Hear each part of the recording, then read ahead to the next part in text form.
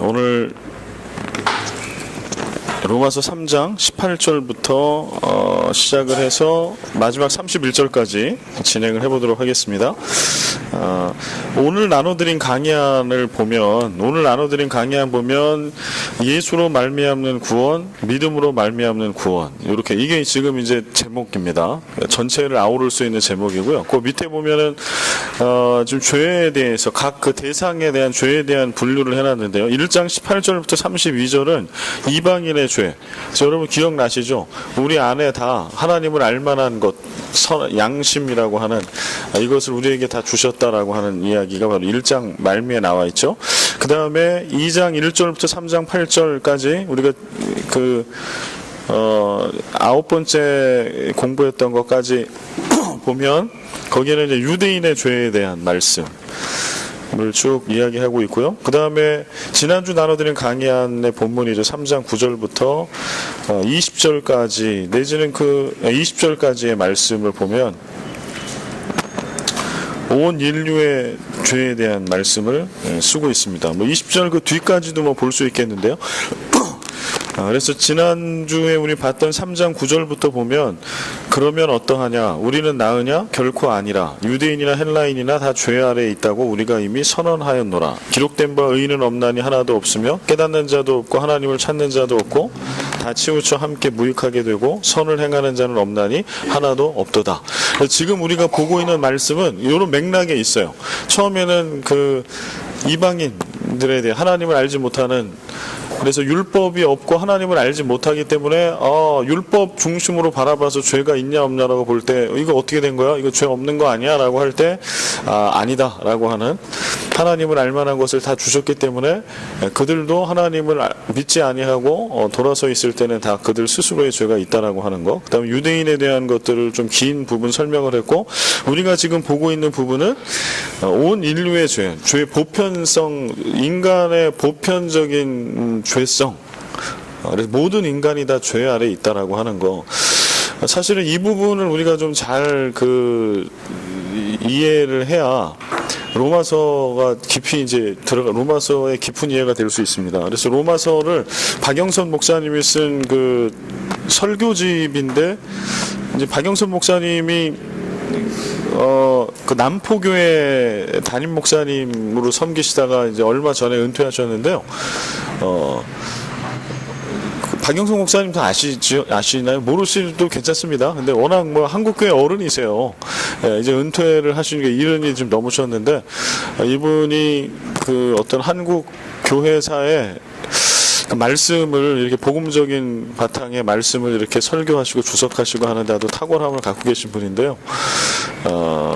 그분이 이제 로마서를 설교를 하신 거를 하나 이렇게 합본으로 만드는 거를 은퇴 얼마 전에 다시 한번 개정을 하셔가지고 낸 게 또 있어요. 그래서 그거를 제가 이제 신학교 교수하는 친구 목사한테 로마서를 지금 공부하고 싶은데 추천을 해달라 그러니까 박영선 목사님 로마서를 추천을 하더라고요. 그래서 제가 그거를 좀 보고 있는데, 제가 보는 자료 중에 그게 하나인데요. 근데 그분은 이렇게 얘기를 하더라고요. 로마서를 볼 때 뭐뭐를 우리는 이렇게 해야 한다 라고 하는 쪽에 적용이 되면 로마서를 우리가 잘못 오해하고 있는 걸 수 있다. 오해하는 걸 수 있다. 뭐뭐를 해라 하는 쪽이 아니라 로마서는 철저하게 인간은 철저한 죄인이다라고 하는 거예요. 그러니까 우리는 뭐를 하면 죄를 짓는 거라는 거죠. 근데 전적인 하나님의 은혜, 오직 믿음으로 인한 구원을 로마서는 계속해서 얘기하고 있는 거지, 뭐를 니네 해라, 뭘 너희들이 좀 잘하는 걸 통해서 뭐가 좀 개선되고 이거를 얘기하고 있지 않다요. 물론 로마서에도 제가 누누이 말씀드린 것처럼 하반부에 가면 복음의 삶에 대한 얘기가 분명히 있습니다. 그러나 뭐를 해서 우리가 의인이 되고 새로워지는 게 절대 초점이 아니라는 거예요.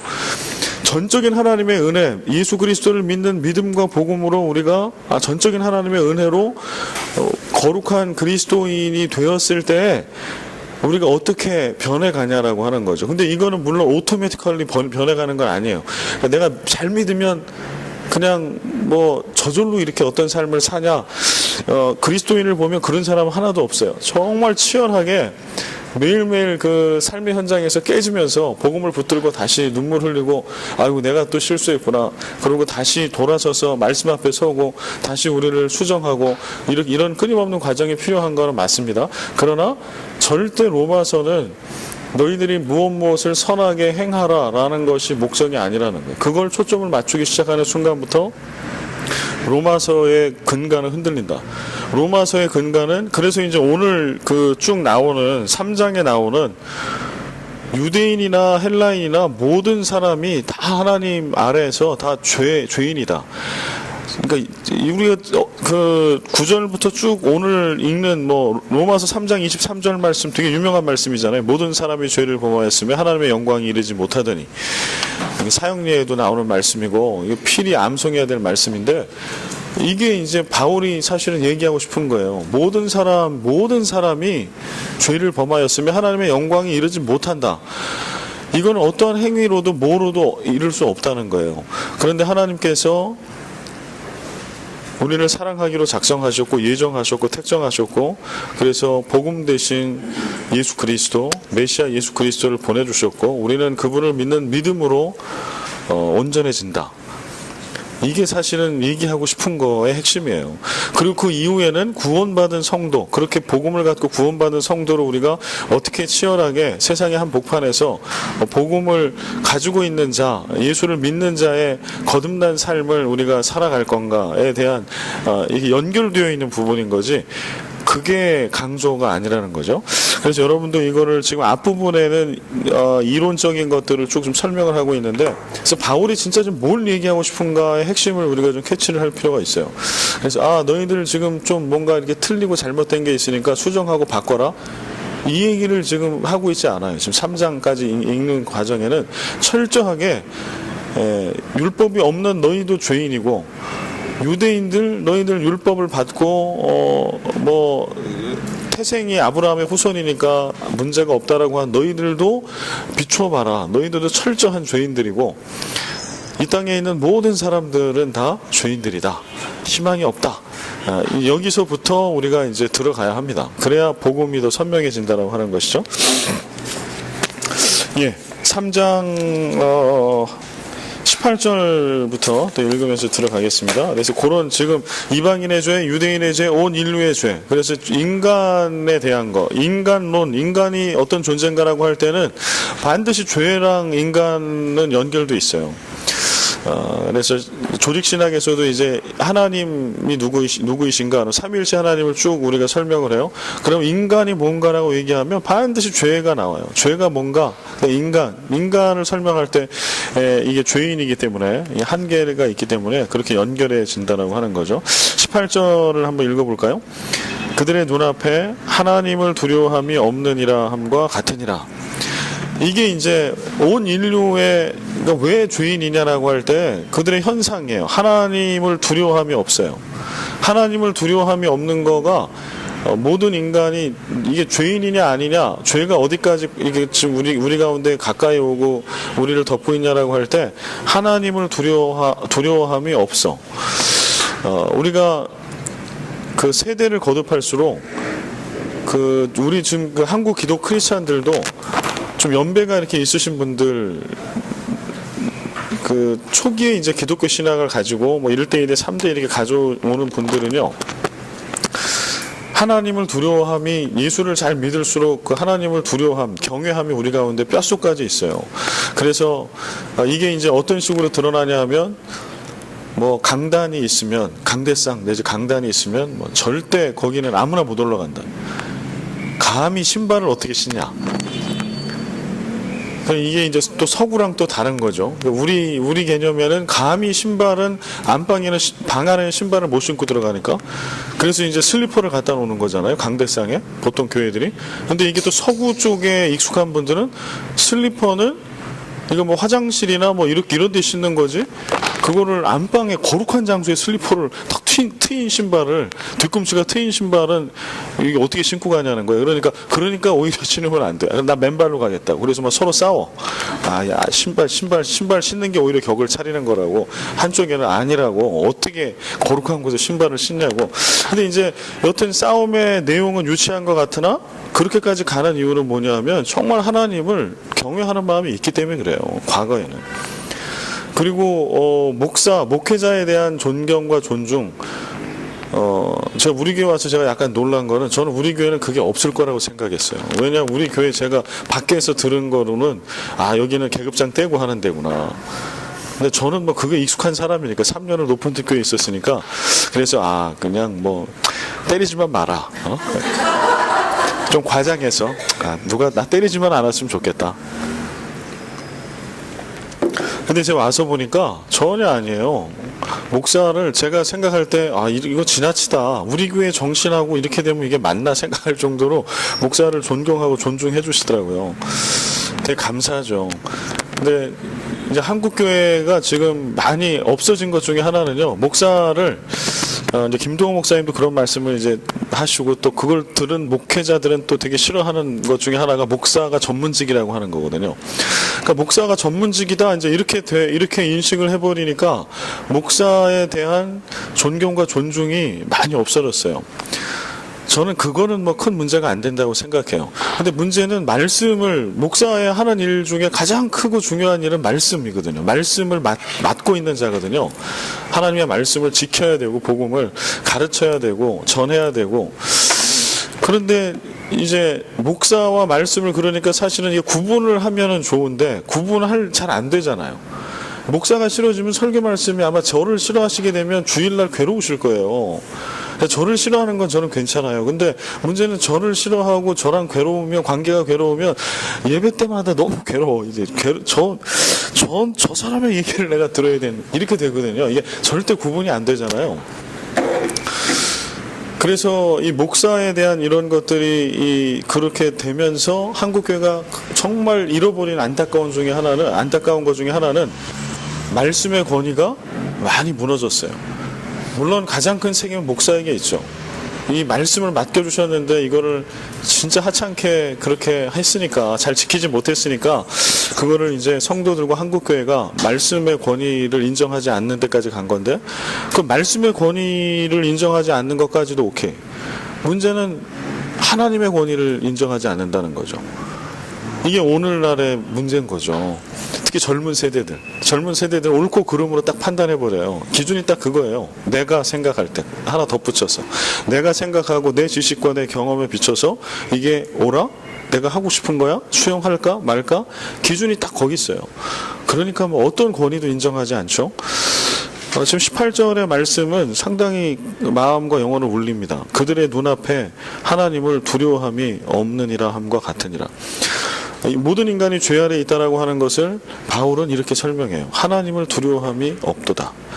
그래서 오늘날 이제 우리가 살고 있는 이 시대에도 하나님을 두려워하지 안 믿음이 없는 분은 100% 그렇잖아요. 하나님 두려워하지 않죠. 왜냐하면 하나님과 나는 무관하다고 생각하니까. 근데 우리 믿음이 옅어져. 이 현상이 일어나요. 하나님을 두려워하지 않게 돼요. 그럼 이거는 이제 최종적으로 나타나는 현상이고요. 그 전에 나타나는 단계들은 뭐 그런 거죠. 말씀을 전하거나 가르치는 자, 꼭 목사가 아니더라도 이런 사람이나 부류에 대한 존경, 존중, 이런 것들이 사라지게 되고요. 그 다음에는 성경 말씀, 텍스트, 내지는 뭐 매일 성경 묵상, 이제 이런 말씀 자체에 대해서 되게 쉽게 생각하는 거. 이거 내가 알고 있어, 내가 어떻게 쉽게 내가 접근할 수 있고 요리할 수 있고 어떻게 할 수 있다라고 생각하는 거. 더 나아가서는 이제 하나님께로 가요. 그래서 하나님은 나에게 무조건 좋은 것만 주시는 하나님, 무조건 착하고 선한 하나님으로만 딱 돼 있어요. 그래서 하나님 앞에 내가 어떠한 죄가 있어도 다 스스로 이렇게 스스로를 변호하고 자위하면서 죄는 커가고 하나님을 향한 우리의 믿음은 식어져 가는 것. 이게 믿음 안에 있는 자들도 동일하게 나타나는 거죠. 그래서 오늘 지금 3장에 우리가 쭉 읽고 있는 거는 이거는 불신자들에게 해당하는 이야기다, 이렇게 보시면 절대 안 돼요. 아까도 제가 오늘 나눠드린 브로셔에 1장 18절 32절 이방인의 죄, 2장 1절부터 3장 8절 유대인의 죄, 3장 9절부터 20절 내지는 끝까지는 온 인류 모든 사람의 죄를 지적하고 있는 거예요. 그럼 이거 오늘 로마서를 지금 요 로마에 보내는 편지를 받고 있는 로마 교회 교인들에게도 해당이 되는 거죠. 오늘 우리에게도 해당이 되는 거죠. 이건 안 믿는 자들에게 주는 게 아니고 이 땅에는 모든 이방인이나 유대인이나 온 인류가 다 해당된다라고 하는 거예요. 그래서 오늘 이거는 우리에게도 주시는 준엄한 하나님의 말씀으로 봐야 하고요. 정말 우리 가운데 하나님을 두려워함이 있느냐. 이걸 우리는 하나님에 대해서는 사실은 두려워하다라는 단어만 보면 공포 영화나 뭐 할 때 뭐 우리는 두려움의 존재가 되게 많잖아요. 두려움의 대상이 뭐 칼을 든 사람 뭐 아니면 뭐 피를 흘린 뭐 아주 조폭 뭐 다 두렵죠. 하나님도 그런 같은 두려움의 대상은 아닌 거예요. 그래서 이제 우리가 이걸 구별돼서 쓸 때는 경외한다 이렇게 쓰거든요. 경외는 두려움 더하기 사랑과 신뢰를 바탕으로 한, 그래서 이분을 내가 쉽게 허투루 생각하지 않고 대하지 않는 거, 이게 경외라고 이야기하는데요. 여기서 하나님을 두려워하는 것은 그건 거죠. 하나님과 우리의 존재를 알기 때문에 그 차이를 감히 하나님 앞에 내가 나아갈 수 없는 거.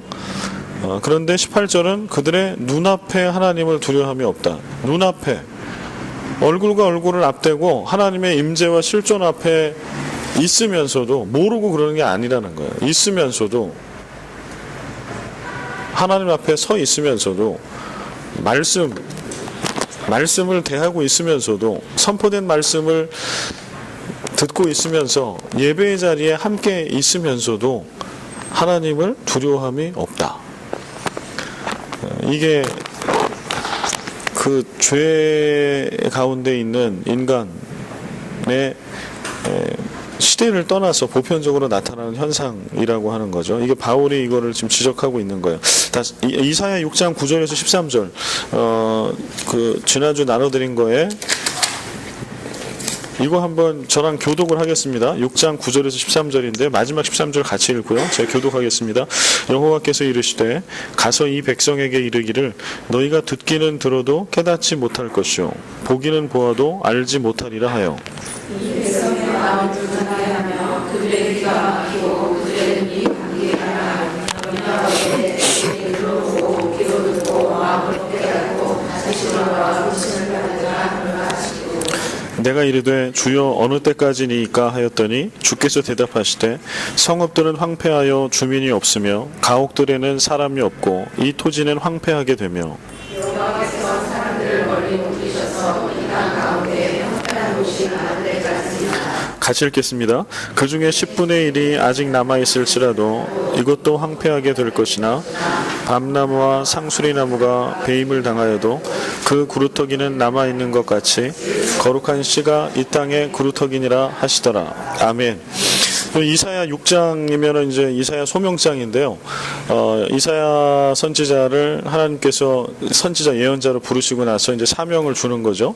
그럴 때에 지금 이스라엘의 백성들이 얼마나 죄악 가운데 있는가를 하나님이 말씀해 주시는 거예요. 어느 정도인가 하니 너희가 듣기는 들어도 깨닫지 못할 것이요 보기는 보아도 알지 못하리라. 여호와께서 이르시되 가서 이 백성에게 이르기를 너희가 듣기는 들어도 깨닫지 못할 것이요 보기는 보아도 알지 못하리라. 이렇게 가서 전하라는 거예요. 이게 좀 말이 안 되잖아요. 선지자 예언자는 구약의 나비, 히브리어로 나비라고 하는데요. 예언자라고 하는 것을 우리는 예언하면 미리 앞서서 미래에 일어날 일을 미리 얘기한다. 이거를 보통 예언의 뜻으로 알아요. 그런데 구약의 예언자, 나비라고 하는 사람, 또 구약에서 예언이라고 하는 것을 줄 때는 그 본래의 의미는 그것과는 약간 달라요. 그래서 우리는 예언하면 예언의 은사, 그럼 우리는 어떻게 알아요? 예언의 은사와 점쟁이가 점치는 게 별로 다르지가 않아요. 우리가 아는 상식으로 보면. 왜냐하면 예언은 미래에 일어날 일을 얘기하는 거라고 생각하기 때문에. 그런데 예언서 내지는 선지서 뭐 예언자가 하는 예언과 무당이 미래에 일어날 일을, 이거 귀신 들린 무당, 실제로 접신한 무당이면 맞추잖아요. 실제로 이것과 다른 건 뭐냐면 예언은요, 누구누구 앞에서 말하다, 이런 뜻이 있어요. 본래의 뜻은 누구누구 앞에서 말하다. 그래서 나비라고 하는 누구누구 앞에서 말을 해야 하는 사람으로 하나님의 기름 부은 사람은 뭘 하는 사람인 거 하니 하나님이 얘기해 주시고자 하는 하나님의 뜻과 하나님의 말씀을 백성들의 앞에서 말하는 사람이에요. 이게 예언이에요. 하나님의 뜻과 하나님의 말씀을 들어야 될 대상자들 앞에서 말해 주는 거예요. 그러니까 미래의 일을 얘기할 수 있겠죠. 그러나 미래의 일만 얘기하는 건 아니에요. 왜냐하면 과거의 죄도 지적해요. 현재에도 현재에 대한 것도 다 들어있어요. 예언의 안에는. 그러니까 예언은 미래에 일어날 일을 무당이나 접신한 자가 얘기하는 거랑은 전혀 달라요. 예언은 하나님께서 주신 신탁의 말씀을, 하나님의 뜻과 하나님의 말씀을 그걸 받아야 될 대상자 앞에서 말하는 거, 전해주는 거. 그게 예언이에요. 근데 지금 이게 참 말이 좀 안 되는 게 이사야 6장 9절이 야, 이사야 선지자를 이제 소명 부르셨습니다. 그러고 나서 그에게 너 이 말을 전해라. 근데 전하라고 하는 말씀이 뭐냐 하면 이 백성에게 이르기를 너희가 듣기는 들어도 깨닫지 못할 것이요 보기는 보아도 알지 못하리라. 이 얘기. 야, 내가 지금 하나님께서 너희에게 주시는 말씀을 전할 텐데 너희가 들릴 거야. 그러나 못 깨달을 거다. 너희들이 보지만 알지는 못할 거다. 뭐 그럴 건 뭐하러 전합니까? 근데 지금 그 얘기가 아닌 거죠. 뭐 때문에 지금 듣기는 들어도 얘네들이 깨닫지 못하고 보기는 봐도 어떻게 알지 못할까? 왜 그럴까요? 뭐 때문에? 죄가 그만큼 깊다는 거예요.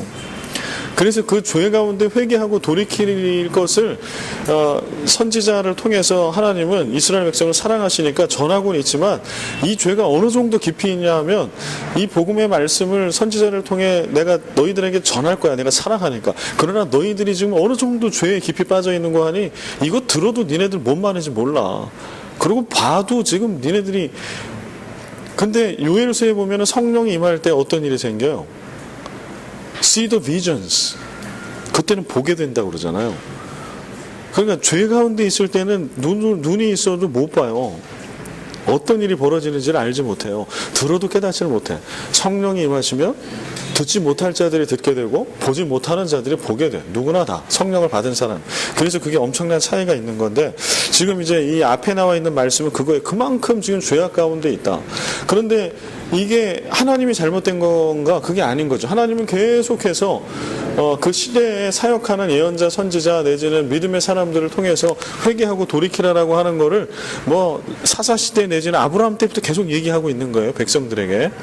그런데 그걸 안 듣는 거죠. 그리고 마음은 갈수록 경화증이 경화되고 이제는 하나님의 어떤 말씀도 귓등으로는 들어도 절대로 무슨 뜻인지는 알 수 없을 정도까지로 그렇게 죄 가운데 놓여져 있는 상황. 그런 안타까움을 지금 하나님이 예언자에게 얘기하는 거예요. 야, 너 가서 너 얘기하는데 아마 못 알아들을 거다. 분명히. 그게 지금 현 상황이야. 지금 남아있는 거는 심판 외에는 없어. 그러나 그 심판은 완전히 너희들을 쓸어버릴 심판이 아니라 그 심판 가운데도 남아있을 자들이 있을 거다. 그들을 통해서 다시 거룩한 나의 나라를 세워가겠다. 그 희망과 소망이 너희에게 주어져 있다. 이게 이제 이사야 내지는 예언서에서 약속하신 거죠. 10절 말씀에 이 백성의 마음을 둔하게 하며 그들의 귀가 막히고 그들의 눈이 감기게 하라. 이거 참 마음에 안 와닿죠. 지금 예언자를 보내는 거는 왜 보내시는 거예요? 회개하라고. 너희들이 죄 가운데 있고 심판이 임박하니까 너희들 빨리 회개하고 돌이키라라고 하는 목적으로 보내는 걸 우리가 알고 있는데 하나님은 엉뚱한 얘기를 하세요. 이 백성의 마음을 둔하게 하며 그들의 귀가 막히고 그들의 눈이 감기게 하라. 왜냐하면 염려하건대 그들이 눈으로 보고 귀로 듣고 마음으로 깨닫고 다시 돌아와 고침을 받을까 하노라. 이 하나님의 진심은 뭘까요? 이거를 문자 그대로만 해석해버리면 큰일 나는 말씀 중에 하나입니다. 이거는 연장선상에 이스라엘의 백성들의 죄가 그만큼 깊은 거예요. 그러면 지금 예언자를 통해 회개하고 돌이키라라고 하는 말씀, 심판에 대한 말씀 분명히 주실 건데 그러면은 여기 구루터기를 남겨놓다라고 하는 거는 누군가는 그 말씀을 듣고 돌이키는 자가 있다라는 얘기거든요. 하나님은 그걸 기대하고 보내는 게 분명히 맞아요. 그런데 여기에 이 말씀을 하시는 거는 이만큼 이스라엘 백성의 죄가 깊은 거예요. 하나님의 마음의 상실감을 표현하는 거예요. 우리 가운데 인격체로 계시는 하나님, 기계적인 전능하신 하나님이 아니라 인격적인 그 하나님께서 그들의 죄가 얼만큼 큰 거 하니 내가 너를 보내지만 네가 가서 이 얘기를 전해. 내가 얘기해도 너희들 못 알아들을 거고 못 볼 거라고. 그리고 나는 그들이 네가 선지자 이사야 선지자 네가 가서 이거 얘기할 때 금방 깨달아 버릴까 봐 걱정된다. 그 정도로 이들의 죄가 깊다는 거예요. 그거를 이들이 깨달아야 된다는 거죠. 자신들의 죄가 얼마나 깊다라고 하는 거를 선지자를 통해서 회개에 대한 말씀 또 예언에 대한 말씀을 주실 때 이스라엘 이 백성들이 이사야 선지자의 말씀을 듣고 자신들의 그 깊은 뼛속까지 깊이 지금 해결될 수 없는 죄악 가운데 있다는 것을 좀 깨닫고 회개하기를 바라는 마음이신 거예요. 그걸 이제 어떻게 알 수 있냐? 하나님의 진실. 제가 이 말씀을 드릴 수 있는 거는 느낌으로 얘기하는 게 아니라 그 뒤에 11절부터 이어지는 말씀에서 하나님의 진심을 얘기하기 때문에 그런 거죠. 11절 내가 이르되 나는 이사야겠죠. 주여 어느 때까지니까 하였더니 주께서 대답하시되 성읍들은 황폐하여 주민이 없으며 가옥들에는 사람이 없고 이 토지는 황폐하게 되며 여호와께서 사람들을 멀리 옮기셔서 이 땅 가운데에 황폐한 곳이 많을 때까지다. 그 중에 10분의 1이 아직 남아있을지라도 이것도 황폐하게 될 것이다. 하나님의 마음을 안 거예요. 와, 우리의 죄가 이렇게 크구나. 그리고 선지자들은 그걸 알죠. 영적으로 깨어있는 분들이다 보니까 예레미야 선지자도 그렇고 죄가 얼마나 깊은지를 알기 때문에 탄식하고 눈물 흘리는 거거든요. 어느 때까지 그러면 하나님의 심판은 언제까지가 이렇게 하시고 끝나게 되는 겁니까? 어느 때까지가 하나님의 심판의 종착점입니까? 이걸 물어보는 거예요. 그랬더니 전부 다 황폐해질 때까지인데 그 중에 10분의 1이 아직 남아있을지라도 그 10분의 9가 없어진 거예요. 이스라엘 백성들과 땅과 건물 이런데 전부 쓸어버려가지고 10분의 9가 어디로다 포로로 잡혀가고 이렇게 참혹한 형태가 돼서 이쯤 되면 하나님 심판이 끝났나? 그렇게 너희들이 생각할지라도 아직 끝나지 않았다. 그 정도로 처참한 하나님의 심판이 죄에 대한 심판이 너희들에게 찾아올 거다. 여기까지 끝났으면 하나님은 진짜 원치 않는구나. 이스라엘 백성이 회복되는 거를 이렇게 생각할 수 있는데 황폐하게 될 것이나 이제 그 다음 나오는 말씀이 하나님의 진심인 거잖아요. 밤나무와 상수리 나무가 배임을 당하여도 그 구루터기는 남아있는 것 같이 거룩한 씨가 이 땅에 구루터기니라 하시더라. 10분의 9 이상이 싹쓸이 될 때까지 내가 처참하게 너희들을 쓸어버릴 거야. 왜냐하면 그만큼 죄가 깊어서 너희들이 여기에 그냥 반짝 해가지고 나 잘못했어요 이렇게 해가지고는 돌이킬 수 없다는 거예요. 그 정도로 죄가 심하기 때문에 완전한 심판이 너희들에게 분명히 임하게 될 거라는 거예요. 그러나 모두 다 멸망을 당해서 희망이 없어지는 것이 아니고 정말 죄의 깊은 뿌리까지 다 걷어낼 것이지만 구루터기는 남길 거라. 근데 구루터기라고 하는 게 어때요? 그거 보면 죽은 것 같은 거잖아요. 밑둥을 그냥 전부 다 나무를 잘라내가지고 이렇게 딱 보면은 이게 살았나 죽었나 모를 정도로. 그런데 이 나무는 지금 밑에 뿌리가 있는 거예요. 죽은 게 아닌 거예요, 지금. 그걸 구루터기라고 설명하고 있는 거거든요. 그거를 남겨놔서 그 구루터기가 거룩한 씨가 된다. 씨가 이 땅의 구루터기니라. 이 한 구루터기는 예수 그리스도일 수도 있겠죠. 사람이 아니라. 정말 인류가 사람이 소망이 없다라고 하면 그렇게 설명할 수도 있어요. 그러나 구루터기는 꼭 예수 그리스도만을 의미하고 있지는 않아요. 그렇게까지 갈 필요는 없어요. 정말 하나님께서 이 땅에 온 땅을 쓸어버리더라도 하나님은 멸망시키시고자 하는 게 하나님의 뜻이 아닌 거예요. 그래서 앞에 10절 말씀이 그게 하나님의 진심이 아닌 거예요. 진짜로 그렇게 얘네들이 회개하고 돌이키지 않았으면 좋겠다는 게 아닌 거죠. 그만큼 죄가 관영하고 있다라고 얘기하는 거고요. 하나님은 그 중에 누군가를 남기실 거예요. 그리고 그 한 사람, 믿는 한 사람, 한 교회를 통해서 다시 하나님의 거룩한 나라를 세워가시죠. 이게 하나님의 시대를 바라보시는 거고 하나님의 법칙. 그 다음에 이제 이사야 53장에 있는 말씀은 이제 메시아 예언에 대한 말씀인데 이건 같이 한번 읽어보겠습니다. 우리가 전한 것을 누가 믿었느냐? 여호와의 팔이 누구에게 나타났느냐? 그는 주 앞에서 자라나기를 연한 순 같고 마른 땅에서 나온 뿌리 같아서 고운 모양도 없고 풍채도 없은즉 우리가 보기에 흠모할 만한 아름다운 것이 없도다. 그는 멸시를 받아 사람들에게 버림받았으며 간고를 많이 겪었으며 질고를 아는 자라. 마치 사람들이 그에게서 얼굴을 가리는 것 같이 멸시를 당하였고 우리도 그를 귀히 여기지 아니하였도다. 아멘.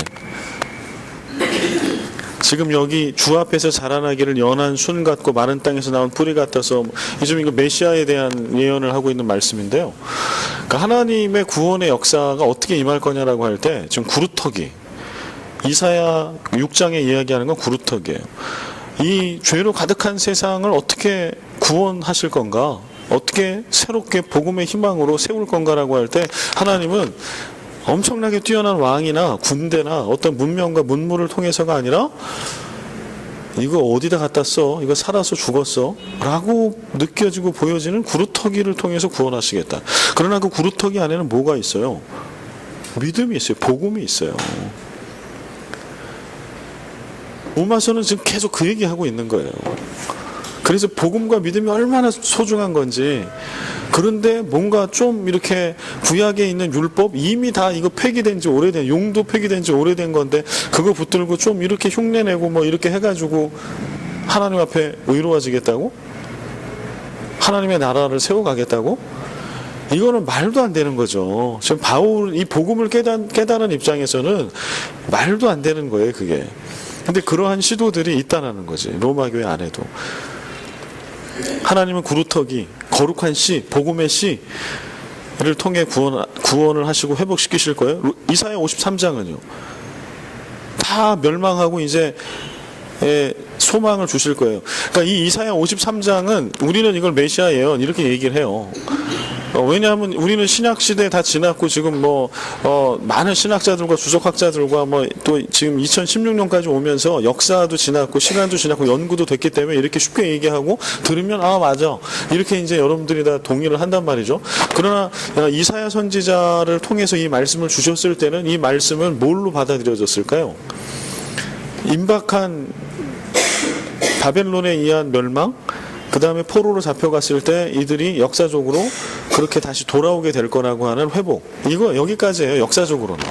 이들은 그렇게 들었을 거예요. 좀 깨닫는, 좀 이렇게 깨달을 수 있는 자들은 그렇게 들었을 겁니다. 그러나 하나님께서는 이때 이 말씀을 주실 때 단순하게 한 70년 이렇게 바벨론 포로 잡혀갔다가 이스라엘로 돌아오는 정도의 회복을 이야기하고 계시는 게 아니라는 거죠. 하나님께서 이 말씀을 주셨을 때는 어떻게 주신 거예요? 인류의 구원의 약속까지 주신 거예요. 그게 복음이죠. 그래서 오늘 이제 우리도 하나님께서 어떤 약속을 주실 때 우리 이제 기도를 하잖아요. 우리 기도를 이렇게 하면 하나님 응답을 주세요. 근데 이제 우리가 기도를 깊이 이제 응답받은 것도 다시 붙들고 깊이 기도에 들어가야 할 거는 우리는 뭔가 응답이 오면 딱 그 내가 지금 기도하고 있는 그 현상과 요거에만 딱 받아요. 근데 여러분 기도하실 때 그런 경험을 한번 해보셨을 거예요. 어떤 기도는 내가 이거를 막 기도를 하고 있는데 응답을 받았어, 확실하게. 그런데 이거에 대한 응답이 아니고요. 훨씬 뒤에 훨씬 지나야 지나서 이루어질 응답을 그때 주실 때가 있어요. 이건 그냥 비유를 드는 거예요. 근데 하나님께서 지금 이사야 선지자를 통해서 예언의 말씀을 주실 때 예언서에 있는 말씀은 다 두 가지를 다 가지고 있어요. 특히 이제 메시아 예언은 하나는 그 시대상의 회복에 대한 말씀으로 주셔요. 예를 들어서 말라기, 지난 주일 일부 예배 설교 때 제가 인용해드렸는데 말라기서에서 한 사자를 내가 보내겠다, 엘리야를 너에게 보내겠다 이러고 그 다음에 이제 예수 그리스도께서 이제 메시아가 갑자기 임하게 될 거라고 하는 그런 이제 예언의 말씀을 말라기를 통해서 주시거든요. 그러면 이제 그게 메시아 예언으로 우리가 이렇게 받아들일 수 있는데 그 시대에 말라기 선지자가 예언할 때는 그 말씀은 어떤 말씀으로 주셨던 것일까요? 라고 놓고 보면 그거는 역사적인 상황 가운데 있다라고 하는 거죠. 그 주전 538년인가 538년 고레스 칙령에 의해서 이제 바벨론 유수에서 이제 포로로 잡혀갔던 그 세대들이 이스라엘 땅으로 돌아옵니다. 그리고 얼마 안 지나서 제2 예루살렘 성전을 세우게 돼요. 성벽도 재건하고 느헤미야에 의해서 성벽도 재건되고 이제 성읍도 재건이 되고 성전도 다시 세워지고 백성들은 복귀했고 이게 주전 538년 언저리에 있었던 일들입니다. 근데 말라기서가 주전 한 430몇 년, 뭐 한 440년 미치거든요. 그러면은 한 100년 정도 시간의 격차가 있어요. 그 포로로 돌아와가지고 성읍이 재건되고 성전이 재건된 이후에 한 80에서 100여 년 정도의 시간차가 있는 거예요. 그러면은 생각해 보세요. 내가 나라를 뺏기고 이방 땅에서 짐승처럼 그렇게 살고 있었는데 예레미야 선지자를 통해서 70년 그 약속의 그 기한이 딱 끝나면 내가 너희들을 부를 거라고. 근데 그래서 불러주신 거잖아요, 지금. 이건 엄청난 은혜죠. 하나님의 약속과 예언의 성취죠. 그러면 어떻게 살아야 되는 게 맞는 거예요? 회개해야죠. 죄 때문에 지금 심판받고 백성의 9할 이상이 다 쓸림을 당하고 성전 다 파괴되고 뭐 이런 그 경험을 겪은 거잖아요. 하나님이 어디도 안 계신 것처럼. 그래서 에스겔서 보면은 그 바벨론의 그발 강가에서 하나님 어디 계시는가, 그 에스골 골짜기의 그 마른 뼈다귀, 다 그게 그때 당시에 이스라엘 백성들의 현 상황에 대한 환상이거든요. 근데 그런 시기를 다 지나고 나서 하나님 약속해 주신 대로 회복을 해서 그 거룩한 땅, 이스라엘 땅으로 복귀를 했어. 성도 회복이 되고 성전도 회복이 됐어. 그러면 회개해야죠. 다시는 내가 하나님 죄짓지 않겠습니다. 그래서 예배도 회복이 되고 거룩한 삶도 회복이 되고 말씀도 회복이 되고 하나님이 하나님 되시게 하는 일들이 회복이 됐어야 되는데, 문제는 건물들만 회복이 되고 신앙은 회복이 안 된 거예요. 그래서 말라기 선지자가 그 예언의 말씀을 안 줄 수가 없었던 거예요. 다시 한번 멸망에 대한 메시지가 들어가는 거예요. 그래서 그때 주셨던 말씀이 한 사자를 내 앞 보내겠다라고 하는 게, 엘리야를 보내겠다고 하는 게 결국 세례 요한이잖아요. 그리고 말라기서 이후에 400년의 침묵 기간이 있어요. 그 침묵 기간은 하나님의 또한 페널티인 거예요. 하나님이 이들을 어여삐 여기셔가지고 이스라엘 땅으로 돌아서게 했는데 여전히 죄악 가운데 있고 회개하지 않고 삶이 변하지 않고 예배가 변하지 않고 습관적인 예배 드리고 뭐 다시 죄를 범하고 이렇게 되니까 하나님께서 또 다른 약속을 주시고 세례 요한과 오실 메시아에 대한 약속을 또 주시고 400년을 침묵하시죠. 그 침묵을 깨고 광야에서부터 외치는 자의 소리가 임했던 게 세례 요한의 외침. 회개하라, 천국에 가까웠다. 그러니까 그 외침은 외침이 아니라 축복과 희망의 외침이죠. 400년을 깨고 다시 한번 이스라엘과 하나님의 백성들이 희망을 맞이할 수 있는 그런 외침이기 때문에, 그러니까 항상 그 두 가지를 같이 갖고 있다는 거예요. 예언서의 말씀은 역사적인 상황에서의 회복뿐만이 아니라 메시아 예언에 대한 말씀이 중첩적으로 있다. 여기 53장 말씀도요. 이 말씀을 들으면 이게 어떻게 아멘으로 받아들여질까요? 지금 이제 이스라엘이 포로로 잡혀가기 전이니까 이제 죄로 인해서 심판받아서 이제 나라를 뺏길 거란 말이에요. 그리고 하나님께서 구원하실 거야. 다시 구원은 나라의 회복이야. 그런데 누구를 통해서 구원해요? 이 말도 안 되는 이런 거. 그는 주 앞에서 자라나기를 연한 순 같고 마른 땅에서 나온 뿌리 같아서 고운 모양도 없고 풍채도 없은즉 우리가 보기에 흠모할 만한 아름다운 것이 하나도 없어. 이런 사람들이 구원한다는 거예요. 이런 사람이 이걸 그냥 역사적으로 보면은요, 아니 어떻게, 그는 멸시를 받아 심지어는 사람들에게 버림을 받았으며 간고를 많이 겪었으며 질고를 아는 자라 마치 사람들이 그에게서 얼굴을 가리는 것 같이 멸시를 당하였고 우리도 그를 귀히 여기지 아니하였다. 심지어는 그분을 맞이하는 백성들조차도 귀하게 여기지 않고 누가 봐도 자기 스스로도 구원하지 못할 것처럼 보이는 어떤 한 대상, 어떤 한 사람을 통해서 구원하겠다. 이게 하나님의 구원에 대한 메시지, 이스라엘 회복에 대한 메시지. 그러니까 이거를 여러분들이 만약에 이사야 시대에 들었다라고 하면 어떻게 받아들여졌을까요? 지금 이 나라를 뺏기고 뭐 이제 이런 나라가 망할 판에 회복이 되는데 엄청나게 기골이 장대한 막 골리앗처럼 이렇게 한 장군이나 마병이나 왕이나 뭐 이런 사람이 와야지. 그래야 나를 구원할 거 아니에요, 이스라엘 백성을. 근데 하나님의 구원의 뜻과 계획은 전혀 다른 데 있었다는 거예요. 그러니까 이 말씀을 들었을 때 사람들은 100% 안 믿었을 거예요. 이거를 메시아 예언의 말씀으로 받을 수가 없다니까요.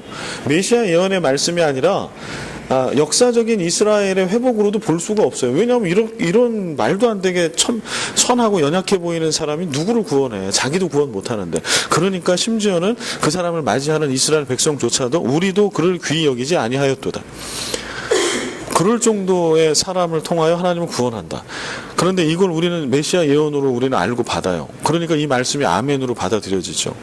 하나님은 실제로 그렇게 우리를 구원하셨잖아요. 주 앞에서 자라나기를 연한 순 같고 마른 땅에서 나온 뿌리 같아서 고운 모양도 없고 풍채도 없은즉 우리가 보기에 흠모할 만한 아름다운 것이 없도다. 세상적인 기준으로 볼 때는 너무 연약해 보이고 아름다운 것도 없고 멸시를 받아 사람들에게 버림받고 고통받고 인정받지 못하고 동족들에게조차. 그러나 그 예수 그리스도 그 메시아를 통해서 인류는 구원받죠. 오늘 지금 구루터기에 대한 이야기 다 연결해보면 하나님의 구원의 역사, 하나님의 섭리가 이렇게 우리 가운데 임한다라고 하는 것이죠. 그래서 오늘 우리가 대림절 이제 둘째 주 지나고 셋째 주로 가고 있는데요. 여러분, 다시 오실 예수 그리스도를 믿으십니까? 예수님이 다시 오신단 말이에요. 예수님이 다시 오신다라고 하는 거는 두 가지 의미가 있어요. 심판과 구원. 이때나 초림 때나 재림 때나 똑같아요. 주님이 다시 오신다라고 하는 거는 심판 주로 오세요. 모든 죄를 심판하실 겁니다. 죄인을 지옥불에 던지실 겁니다. 심판 때 누구나 다 서야 할 겁니다. 그러나 믿는 자는 구원을 받아요. 하나님의 나라의 백성이 되고 시민이 되고 계시록의 말씀에 보면 새롭게 임한 하나님의 나라를 다스리는 자들이 돼요. 근데 이제 우리 가운데 다시 오실 예수 그리스도에 대한 기대함이 이 대림절의 기간에 우리가 이제 가져야 할 것인데요. 성경에서 계속 얘기할 때 왜 초림 예수, 처음에 오셨던 아기 예수로 이 땅에 오셨던 예수 그리스도를 사람들은 왜 기대하지 않았을까요? 구루터기처럼 오늘 이사야 선지자가 이야기하는 것처럼 그렇게 어린 순처럼 말도 안 되는 그런 고난과 고초 가운데 눈에 들어오지 않는 존재처럼 그렇게 임하셨거든요. 예수님께서. 그래서 기대하지 않은 거예요. 그래서 오신 예수 그리스도를 기대하고 설렜던 사람들은 몇 사람 안 돼요. 복음서에 보면. 그럼 오늘 우리가 다시 오실 예수 그리스도를 맞이할 때 정말 기쁨과 설레임으로 맞이할 수 있는 사람은 몇 사람이나 될까요? 다시 우리가 말씀 앞에 와야 합니다. 주님이 어떻게 구원하실 건가라고 할 때 우리는 다시 오실 예수는 믿어. 그러나 그 예수님이 드라마틱하게 어떻게 하실 거라고 생각할 수 있어요. 근데 그렇게 생각했던 사람들은 처음에 예수님 오셨을 때 어느 누구도 예수인지를 몰랐던 거죠. 다시 오실 예수님은 어떻게 오실까요? 누구에게 오실까요? 우리는 다시 또 말씀 앞에서 그 부분을 또 이 성탄의 계절에 좀 묵상해 볼 필요가 있겠습니다. 이사야 53장 1절 3절 밑에 우리의 현실과 예수님께서 감당하셨던 현실은 매우 비슷하다. 하나님께서는 부족한 우리들이지만 우리들의 믿음 안에서 우리의 전 인격과 전 생애를 가지고 하나님의 영광을 만들어 내신다. 하나님은 구루터기를 통하여 구원하세요. 이스라엘을 회복시키세요. 하나님은 어린 순 같고 마른 땅에서 나온 뿌리 같고 고운 모양도 없는 메시아를 통해서 인류를 구원하셨어요. 다시 오실 예수 그리스도를 통해서 세상은 그렇게 세상을 심판하실 거고 하나님의 나라는 그렇게 임할 겁니다. 그리고 그 하나님께서는 오늘 예수 그리스도를 믿는 자인 우리가 강해서가 아니고 우리가 뛰어나서가 아니고 구루터기와 같은 우리일지라도 하나님은 그런 우리를 들어서 사용하세요. 이 세상을 다스릴 왕처럼 다스릴 자들로 왕 같은 제사장으로 이 세상과 하나님 사이의 거룩한 중보자로 하나님께서 우리를 사용하신다는 거죠. 고린도후서 5장 20절 같이 한번 읽겠습니다. 그러므로 우리가 그리스도를 대신하여 사신이 되어 하나님이 우리를 통하여 너희를 권면하시는 것 같이 그리스도를 대신하여 간청하노니 너희는 하나님과 화목하라. 아멘. 여기 보면 주목해야 될 단어는 그리스도를 대신하여, 그리스도를 대신하여 사신이 되어, 그리스도를 대신하여 간청한다. 그래서 그리스도인이라고 하는 존재가 그 정체성이 뭔지를 이걸 보면 알 수 있어요. 우리가 예수님일 수는 없어요. 죽었다 깨나도. 그러나 우리가 알고 있는 예수 그리스도의 사명과 그 역할은 오늘 우리를 예수 믿게 하셨잖아요. 이 시대에. 그럴 때 예수 그리스도의 그 귀한 복음의 사명이 오늘 우리들에게 위임됐다라고 하는 거예요. 화목의 사신이 되는 거. 화목이면 평화거든요. 에이렌의 평화. 하나님과 세상 사이의 평화. 하나님과 세상이 있으면 죄 때문에 갈라져 있는 거잖아요. 하나 될 수 없잖아요. 이거를 이룰 수 있는 거가 인간이 할 수 있을까요? 인간은 못하죠. 누구만 할 수 있어요? 예수 그리스도. 근데 지금 뭐라고 얘기하는 거 하니? 그리스도를 대신하여 사신이 되어 하나님이 우리를 통하여 너희를 권면하시는 것 같이 그리스도를 대신하여 간청하노니 너희는 하나님과 화목하라. 그러니까 죄로 인하여 단절된 그 사람들을 하나님과 연결해 줄 수 있는 능력은 예수님밖에 없어요. 그러나 그리스도인의 역할은 뭐예요? 권하는 역할이 있어요. 그리스도를 대신하여, 그리스도를 대신하여 오늘 세상과 하나님과 죄로 인하여 단절된 세상과 사람이 있다면 그들을 권하여 하나님과 연결되게 하는 예수 그리스도의 복음의 능력을 통해서 그것을 연결해 주시겠죠. 우리가 그거를 할 수는 없어요. 그러나 우리의 역할은 예수님께서 이 땅에 오셨을 때 그 역할이 화목의 역할이잖아요. 단절된 것을 예수님은 직접 연결시켜 버리시는 역할을 하신 거예요. 끊어진 하나님과 사람과 사람 사이의 모든 관계들.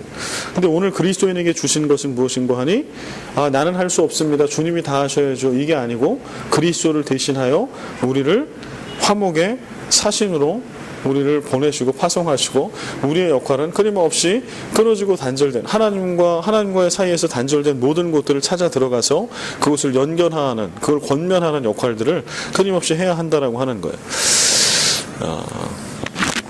그래서 우리는 이것을 우리 그리스도인의 역할로 또 연결해서 또 볼 수 있겠습니다. 19절, 우리가 알거니와 무릇 율법이 말하는 바는 율법 아래에 있는 자들에게 말하는 것이니 이는 모든 입을 막고 온 세상으로 하나님의 심판 아래에 있게 하려 함이라. 여기 입을 막고 이렇게 되어 있는데요. 이 표현은 이제 핑계대지 못하게 할 것이다 라고 하는 뜻이에요. 우리가 알거니와 무릇 율법이 말하는 바는 율법 아래에 있는 자들에게 말하는 것이니 이는 모든 입을 막고 온 세상으로 하나님의 심판 아래에 있게 하려 합니다.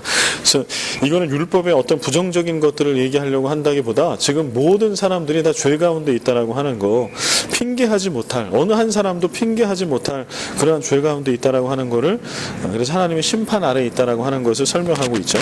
20절, 그러므로 율법의 행위로 그의 앞에 의롭다 하심을 얻을 육체가 없나니 율법으로는 죄를 깨달음이니라. 유대교에서 이야기하는 것, 유대인들이 전통적으로 믿는 것은 인간은 율법이 정하는 바를 정확히 지킴으로써 하나님과의 관계를 정상화할 수 있다.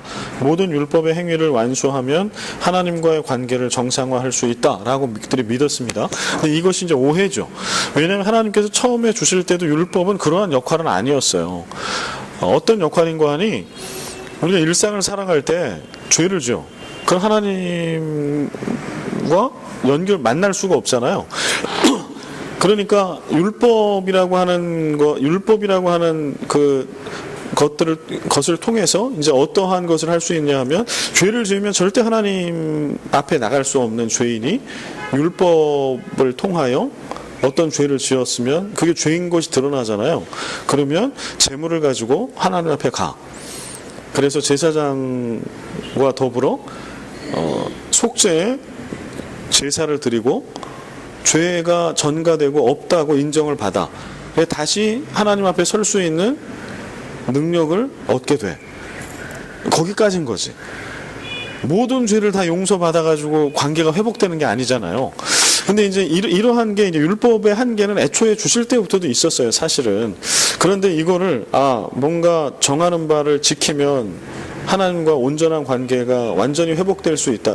이거는 말도 안 되는 건데, 율법에 대한 오해 때문에 유대교나 유대인들은 그렇게 믿어 왔다라고 하는 것이죠. 왜냐하면 율법을 통해 죄에 대한 인식이 오기 때문에. 20절에 율법의 행위라고 되어 있는데, 지금까지 바울이 비판해온 유대인들의 태도, 여기 율법의 행위는 잘못된 율법주의, 모든 걸 얘기하는 겁니다. 뭔가 여기서 이제 율법의 행위에서 또 행위가 나오기 때문에, 그래서 이제 행함 이러면 우리가 막 알러지를 가지고 있는데요, 여기서 율법의 행위는 그런 얘기를 하고 있는 게 아니라, 유대인들이 이 습관처럼 이렇게 실수하고 저질러 왔던 그런 실수들이 있잖아요. 어떠한 것을 내가 지키는 것을 통해서 죄 용서함을 받을 수 있고 하나님과의 관계를 정상화시킬 수 있다라고 믿은 거. 심지어는 그것도 뭐 제대로 율법을 다 지키는 것도 아님에도 불구하고 자신들의 전통을 따라 내려온 어떤 것들을 내가 지키는 걸 통해서 관계가 정상화될 수 있다라고 하는 거. 그러한 행위. 이거를 율법의 행위다. 20절에 그렇게 쓰고 있습니다. 이 율법의 행위는 실제로 율법을 지키는 태도라고 말할 수 없다. 오히려 이 율법의 행위는 율법을 온전히 지키지 않으면서 율법의 소유를 자랑했던 이들, 내면적 순종은 없으면서 유대인이라는 외면적 신분을 내세웠던 이들의 태도를 묘사하고 있는 것이다. 예. 다음에 종교적 위선과의 싸움. 지금 이제 그 바울이 이방인의 죄, 유대인의 죄, 그 다음에 모든 사람, 인류의 죄를 이제 계속 얘기합니다.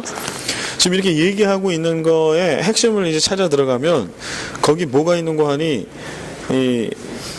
그런 종교적인 위선에 대한 내용들이 있어요. 믿지 않는 자들은 아예 뭐 스스로의 위선이죠. 하나님이 그들 안에 하나님을 알만한 것을 이미 양심이라고 하는 걸 다 주셨음에도 불구하고 아무것도 받은 게 없는 것처럼 나는 하나님을 믿을 만한 것들이 없기 때문에 아무 죄가 없는 것처럼 그렇게 생각할 수 있지만 그렇지 않다. 이거는 이방인들이 갖고 있는 위선인 거고요. 그 다음에 유대인들이 갖고 있는 위선, 더 나아가서는 모든 사람이 갖고 있는 위선하면 그리스도인의 위선도 여기 포함될 수 있는데, 그들의 위선은 뭔가 하니 겉으로 드러나는 것에 대한 위선이죠. 겉으로 드러나는 것. 유대인의 위선의 핵심은 혈통과 율법. 내가 아브라함의 후손이라고 하는 것, 그런 혈통으로의 위선. 그 다음에 율법, 모세의 율법을 내가 받았다라고 하는 것에 대한, 갖고 있다라고 하는 것에 대한 위선. 그래서 그게 하나님과의 관계 회복을 가질 수 없다라고 얘기하는 거잖아요. 그러면 오늘 우리가 또 하나 가지고 와보자는 거예요. 여기는 지금 그리스도인에 대한 얘기가 없으나 모든 사람에 대한 위선을 얘기한다면 그 안에 그리스도인도 포함이 될 텐데요. 오늘 이거를 로마에서 예수를 믿고 있는 그리스도인들에게 보내고 있어요. 그러면 오늘 우리가 크리스찬이라고 할 때 오늘 우리가 가질 수 있는 위선은 뭘까요? 어떤 위선이 있을까요? 이 박스 안에 제가 써드리는 게 있는데 좀 주목해서 좀 봐주시길 바랍니다.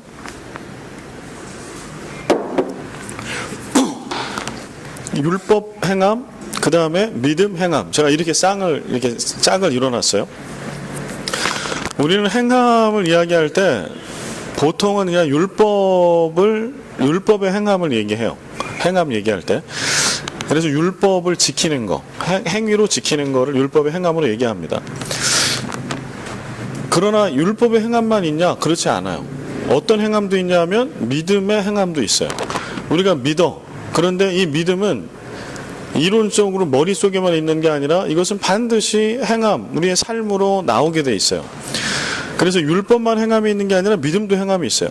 그래서 구약 신약을 다 보면 우리가 헷갈리는 거는 율법만 행함이 있는 걸로 보고 행함을 이거는 행하는 것은 네거티브 나쁜 거야라고 보면 헷갈리기 시작해요. 왜냐하면 곳곳에 행함에 대한 것들을 이야기하거든요. 온전한 회개를 이루는 거에 대한 것들도 이야기 나오고요. 그 다음에 율법의 온전한 실천, 행함이거든요. 뭐 이런 얘기. 특히 바울 서신으로 들어오면은 행하는 신앙에 대한 거, 뭐 야고보서의 행함에 대한 믿음에 대한 걸 얘기를 하면 우리는 헷갈리는 거예요. 행하는 걸로는 구원 못 받는데 왜 행하라고 그러지? 행함이 없는 믿음이 죽은 믿음이라고 하면은 이건 뭐지? 하니까 이제 막 섞입니다. 이거를 제가 그래서 좀 어떻게 하면 쉽게 이해할까 생각해서 이 도식을 한번 만들어 봤어요. 율법도 행함이 반드시 있어야 합니다. 어떤 행함이 있어야 되냐? 가슴으로부터 우러나오는 율법을 주신 목적을 이루는 행함이 있어야 돼요. 이스라엘 백성을 하나님이 질타하는 거, 유대인들을 질타하는 거의 핵심 내용은 율법을 지키는 것을, 겉으로 율법을 지키는 것을 질타한 게 아니에요, 사실은. 율법을 제대로 못 지킨 거를 질타하는 거예요. 율법을 주신 본래의 의미를 망각하고 겉으로 드러나는 껍데기만 행한 거를 지적하는 거라고, 정확히 얘기하면. 그래서 마태복음 가면 마태복음 5장, 6장, 7장에 산상보훈의 말씀이 있잖아요. 그때 마태복음 5장에 팔복 지나고 나서 예수님이 뭐라고 말씀하시는 거 하니, 나는 율법을 폐하러 온 자가 아니라 율법을 완성시키러 왔다라고 얘기를 하세요. 그러면서 산상보훈의 말씀을 주시고 그 의미를 설명하는 거예요. 근데 산상보훈은 가만히 보면 율법을 파기하는 것처럼 보여. 왜냐, 모세 오경에 얘기하는 유대인들이 전통적으로 지켜왔던 것들을 정반대로 얘기하거든요. 예를 이혼 기억나시나요? 이혼? 그러면은 모세의 율법에는 어떻게 되어 있냐면 이혼 증서를 주면 아무 문제가 없어요. 이혼 증서를 남편이 써주면 법적인 내지는 신앙적인 책임이 없다고. 그런데 한번 찾아볼까요? 마태복음 5장 우리 가볼게요. 마태복음 5장에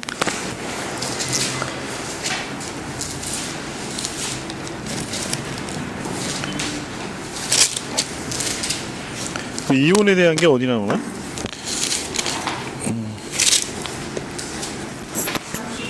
31절이요? 예. 또 일러스되 누구든지 아내를 버리려거든 이혼 증서를 줄 것이라. 이게 이제 니은을 찾아가면 신명기에 나와 있는 율법 모세 오경입니다. 나는 너희에게 이르노니 누구든지 음행한 이유 없이 아내를 버리면 이는 그로 간음하게 하며 또 누구든지 버림받은 여자에게 장가드는 자도 간음함이니라. 그러니까 모세의 율법은 이혼 증서만 주면 아무 문제가 없어요. 그렇게 지켜왔던 거예요. 그런데 지금 예수님이 그거를 들춰. 그거 아니다라고 얘기하시는 거는 율법을 파기하려고 하는 게 아니라 애초에 신명기서에 모세를 통하여 토라에 그 율법을 주셨을 때는 언제든지 남편이 증서만 써주면 이혼할 수 있게 하기 위해서 주신 게 아니라는 거예요. 음행한 거는 이건 하나님의 계명이고 약속이니까 이거는 이건 당연히 안 되지. 이건 죄지. 그러니까 이거는 뭐 언급할 이유도 없이 이건 죄인데, 그러니까 이 얘기는 뭐냐 하면은요, 진짜 음행한 연고가 아니면, 그러니까 하나님 앞에 음행한 것은 모두가 다 죄인이 되는 거니까 그거 아니고서 증서 따위로 네 개인적으로 아내가 싫다고 그래가지고 남편이 싫다고 그래서 그렇게 하는 거는 하나님의 본래의 뜻이 아니라는 거예요. 하나님이 짝지어 준 거를 너희들이 절대 인간이 끊지 말라고. 이게 율법의 뜻이었다고 원래. 그럼 이 뜻을 살펴서 이혼 증서를 할 때도 그렇게 적용을 했어야 된다는 거죠. 근데 사람들은 그렇게 적용 안 하는 거예요. 이혼 증서 써주면 돼? 그거는 이용해 먹어 이제. 아주 사람 똑똑하잖아요. 하나님 닮아서 똑똑하단 말이에요. 이혼 증서를, 심지어는 이게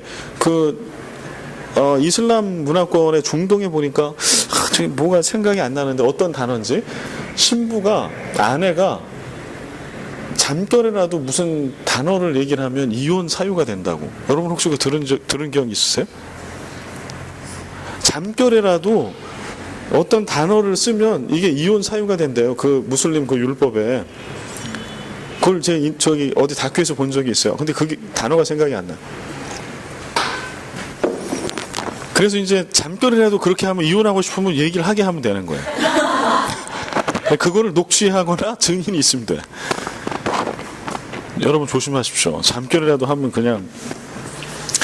그러니까 그게 이제 인간이 그렇다는 거죠. 어떠한 처음에 만든 그런 율법과 형식은 좋은 의도에서 가정이라고 하는 제도를 지키기 위해서 하나님은 주셨지, 그걸 깨라고 주신 게 아니지 않을까요? 이건 상식이 있으면 아는 거잖아. 결혼이라고 하는, 가정이라고 하는 제도를 주신 분이 하나님인데 그걸 쉽게 깨라고 그걸 주셨겠냐? 그건 아니지. 근데 그렇게 이제 이용하고 하는 거예요. 그러니까 산상보호는 다 그런 거예요. 예수님께서 그래서 나는 율법을 폐하러 온 게 아니라고 설명하신 것은, 그런데 만약에 유대인들이 예수님의 그 말씀의 본뜻을 미리 깨달아가지고 지혜로워서 믿음이 좋아서 원래 주신 대로 실천하고 이렇게 살았어. 물론 그래도 메시아 예수는 오셔야 되는 게 분명하지만, 그러면 그 자체를 책망하실 일은 없다는 거죠. 너희들이 왜 율법을 행해? 이거를 책망할 일이 없어. 그러나 지금 여기서 율법의 행위라고 얘기할 때는 그 본래의 뜻을 이루기 위한 행위가 아니고, 껍데기에 드러나 있는 거를 이혼증서 써주는 거, 남발하는 거, 그 행위를 얘기하는 거예요. 할례 받는 거 그냥 그거 딱 받았다고 그래서 나는 경건해, 이런 거. 기도 시간 철저히 지켰어. 그래서 그 다음에 뭐 시장에 이런 데 가서 고개 쳐들고 이렇게 금식해 막 초췌하게 막 이러고 사람들 많은 데 가가지고 나 금식합니다 이러고 있는 거, 그러니까 율법은 지켰죠. 그러나 이거는 이게 율법의 행위인 거예요. 율법의 행위. 근데 하나님이 진짜 원하시는 건 뭐예요? 행위를 싫어하시는 게 아니고 율법이 담고 있는 본래 하나님이 주신, 율법도 하나님이 주신 거니까 그 본래 주신 그 기능과 그 뜻대로 그 뜻을 이루어내고 실현하는 행위는 해야 되는 거예요. 그래서 율법도 행위가 무조건 부정적으로 나오지 않아요. 그런데 바울 서신 오거나 신약이 오면 대부분 부정적이야. 왜냐하면 이미 그것을 질타하는 말씀이기 때문에. 본 뜻은, 의미는 온데간데 없고 겉으로 드러나는 행위만 껍데기만 따라하면서 나는 이걸로 하나님과의 관계 회복, 오케이, 나는 죄 없음, 오케이, 이제 이거에 대한 질책이기 때문에 그렇다는 겁니다. 그 다음에 믿음 행함도 그러면 똑같아요. 우리가 믿어요? 나는 믿는다고 고백해? 주여 주여 하는 자마다 다 천국에 갈 수 없다고. 주여 주여 하는 거는 믿음이에요. 믿음 없이 주여 주여 가짜로도 물론 할 수 있겠으나 믿음 없이 어떻게 주여 주여 하겠어요? 그러나 다 천국에 갈 수 없어? 그럼 어떻게 봐야 돼요? 우리가 믿는다라고 하면 그 믿음의 본질, 깊이 있는 거, 이걸 우리가 살아내냐는 거예요. 이거는 떨어뜨릴 수가 없는 거라는 거죠. 뒤에 있는 성경 구절을 보면 이게 무슨 말인지 좀 더 다가옵니다.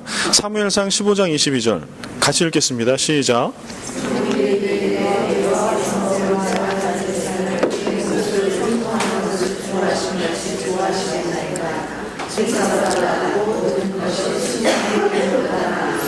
아멘. 이거를 만약에 사무엘 상이니까 구약 사람들이 이거 봐. 특히 이제 신약의 유대인들이 이걸 예수님 이전에 봤다고 치자고요. 그러면 이거는 율법에 대한 말씀으로 볼 수 있어요. 우리는 이거를 그냥 믿음으로 보지만, 근데 어떻게 봐도 똑같은 내용이에요. 보면 뭐냐 하면, 이때 이스라엘 백성들이 사무엘 상 요 시대에 이스라엘 백성들이 하나님 앞에 범죄하잖아요. 그 범죄의 내용 뭔고 하니, 사무엘이 이르되 여호와께서 번제와 다른 제사는 레위기에 보면 5가지 제사가 나오잖아요. 그럼 그 번제를 제외한 나머지 제사를 얘기하겠죠. 그래서 이 제사를 그의 목소리를 청종하는 것을 좋아하심같이 좋아하시겠나이까. 그러니까 이제 대조가 나오네. 대비가 번제, 다른 제사, 그러니까 통틀어서 그냥 제사로 봅시다. 그런 제사와 하나님의 목소리를 듣고 따르는 거, 듣고 순종하는 게 청종이죠. 듣는 것만이는 청입니다. 청종은 듣고 따르는 거예요. 그대로 순종하는 걸 말합니다. 그래서 제사와 반대에 있는 거는 하나님의 목소리를 듣고 순종하는 거, 따르는 거. 좋아하심같이 좋아하시겠나이까. 순종이, 여기 순종이라고 아예 놔뒀네, 그죠? 순종이 제사보다 낫고 듣는 것이 수양의 기름보다 나으니. 이 말씀은 뭔가요? 지금 제사를 지키는 거는 율법이죠. 제사를 지키는 거 율법이잖아요. 우리가 예배를 드리는 거 믿음이죠. 우리 그 구도로 한번 가보자는 거예요. 그런데 하나님의 목소리를 듣고 따르지 않아. 말씀은 들었어. 그런데 따라 순종하지 않아. 이거가 무슨 의미가 있겠냐. 네 제사, 극단적으로 제사가 없고 예배가 없더라도 하나님께서 말씀하실 때 듣고 순종하는 것이 하나님 훨씬 더 기뻐하시는 거 아니겠냐. 이사야 1장 13절, 헛된 재물을 다시 가져오지 말라. 분향은 내가 가증히 여기는 바요, 월삭과 안식일과 대회로 모이는 것도 그러하니 성회와 아울러 악을 행하는 것을 내가 견디지 못하겠노라. 여기 성회, 월삭은 한 달에 하루를 하나님께 거룩하게 드리는 거예요. 그래서 월삭 기도회, 어떤 분이 아니구나. 이번에 박일경 장로님이 그 한국의 충신교회 탐방을 다녀오셔가지고 그런 안을 주시더라고. 그러니까 그 교회는 일주일에 한 번 하루, 목요일인가? 그 자녀를 위한 기도회가 있어요. 그래서 그게 처음에는 뭐 몇십 명, 30명 이렇게 모였던 게 지금은 이제 뭐 100명인가 200명인가 모인대요. 그럼 이제 그 뭐 하냐면, 좋은 대학 가게 해주세요, 이게 아니고 부모들이, 엄마들이겠지, 대부분 엄마들이 와서 자신들의 신앙을 돌아보는 거예요, 하나님 앞에. 왜냐하면 아이들은 부모의 신앙을 물려받으니까. 그래서 하나님 앞에 내가 예수 잘 믿고 있나, 내 신앙의 현주소는 어디까지인가, 그걸 바라보고 아이를 위해서 나는 얼마나 눈물로 기도하고 있는가 연결해서. 그래서 이 자녀를 위한 기도회는 그냥 한국교회에서 많이 하는 그냥 좋은 대학 가게 해주세요라는 기도와 전혀 다른 기도회예요. 그래서 자신들이 하나님 앞에 온전한 믿음 가운데 서 있는 날을 일주일에 한 번씩 와서 이제 기도를 하는데, 그 기도, 여기는 이제 그 기도회가 뭐 몇십 년 전통이 있으니까 최근에는 이 기도회가 이제 몇 년 정도에 이제 되게 커졌어요. 그거를 보시고, 우리는 뭐 그렇게까지는 힘드니까 한 달에 하루 새벽에, 토요일 새벽이나 이렇게 해가지고 자녀를 위한 기도회 한번 하면 어떠냐고, 어떻게 했냐고. 그래서 애들도 좀 같이 와서, 그래서 그 박 장로님이 그 안을 주셨어요. 그래서 일단은 이제 가지고만 있습니다. 그래서 장로님들 한번 협의를 하고 어떻게 할지, 적용을 할지 좀 이렇게 할 텐데요. 이런 거, 뭐 이거 월삭 그런 겁니다. 한 달에 하루 구별해서 하나님께 드리는 날, 안식일 일주일에 하루 구별해서 하나님께 드리는 날, 성회, 절기를 할 때 항상 성회로 모이는 날이 있죠. 그래서 6월절 또 무교절 하면 성회로 모이라, 뭐 이런 말씀이 있어요. 이거 다 뭐예요? 율법이잖아요, 율법. 그렇죠? 율법이에요. 날, 거룩한 날을 지키는 거 율법. 근데 여기 뭐라고 말씀하는 거? 이사야 선지자가 성회와 아울러 악을 행하는 것, 헛된 재물을 가져오지 말라. 분향은 내가 가증히 여긴다. 근데 분향이라고 하는 것은 어떤 의미가 있어요? 분향이라고 하는 거는 향은 이게 그 향으로 태우는 거, 이제 기름을 태우는데 아주 귀한 그런 기름들을 가지고 하나님께 아름다운 향기로 올려드리는 거거든요. 그 다음에 이게 또 그 성막 이렇게 뭐 하면 이 분향이라고 하는 게 또 성도들의 기도, 비유로 성도들의 기도를 하나님께 올려드리는 이런 비유적인 의미도 있고, 이거는 나쁜 게 아니에요. 이거는 하나님께 예배를 드릴 때 좋은 의미, 아주 거룩한 의미로 드리는 거예요. 그런데 하지 말으라는 거예요. 재물도 갖고 오지 마. 분향도 하지 마. 그 다음에 거룩한 날을 지켜서 모이는 것도 하지 마. 왜냐하면 성회와 아울러 악을 행하는 것을 내가 견디지 못하겠노라. 이거 율법과 행함으로 넘어가면 어떻게 될까요? 그 안에 어떤 날을, 거룩한 날을 지키는데, 예배를 놓고 보자고. 예배를 드리고 어떤 절기를 지키는데 문의로만 그렇게 하는 거를 하지 말아라. 왜냐하면 너희 예배는 그렇게 드리고 나를 영화롭게 한다고 하는데, 그러고 나서 교회 안에서는 마음대로 살아. 교인끼리 뒤집어 싸우고 속이고 뒤통수 치고 계급과 계층을 나누고. 이를테면 우리 교회 얘기는 아니고요. 네. 저기 딴 나라의 얘기예요. 그 다음에 일터를, 우리 직업을 성직으로 일터를 성소로 주셨는데, 우리 직업 현장에 가서 그냥 뭐 최대한 이윤을 남기기 위해서 온갖 불의한 것들 다 해. 특히 가난하고 연약한 자들 등치고 막 이런 거를 크리스찬이 한다고 치자고요. 근데 예배는 안 빠져. 11조도 안 빠지고 드려. 그런 상황을 얘기하겠죠. 그럴 때 하나님은 야 재물 가져오지 마. 야 그딴 거 11조 갖고 오지 마라 제발. 제 마음은 그래도 가져왔으면 좋겠는데.